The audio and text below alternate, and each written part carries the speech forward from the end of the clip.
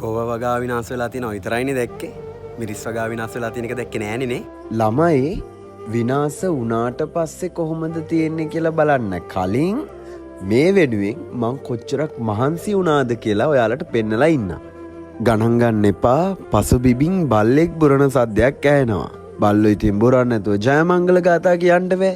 මම මේ වීඩියෝ එක ස්පීඩ් කරලා හදලා තියෙන්නේ බලන ඔයාලගේ කාලයට උපරිම වටිනාකමක් දෙන්න ඕන නිසයි.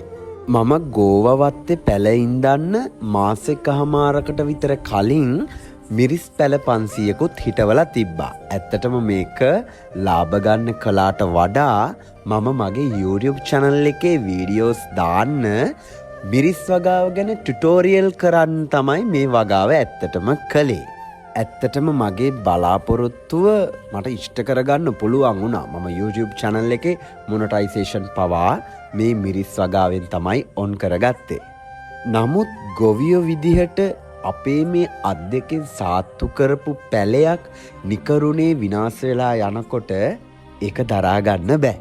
ගෝව වගාවට තරම්ම මේ අමු මිරිස් වගාව ගැනත් මගේ හිතේ ආදරයක් තිබ්බා. ඒත් දිත්වා කුණාටුවට මේ මිරිස් වගාවත් අහු වුණා. එකම එක පැලයක්වත් බේරුනේ නෑ. මේ වීඩියෝ එකෙන් ඔයාලා දකින්නේ මගේ මිරිස් වගාවේ සාර්ථකත්වය වෙනුවෙන් මං කොයිතරම් මහන්සි වුණාද මං ඒ මිරිස් පැලවලට කොච්චර සාත්තු කළාද කියලායි.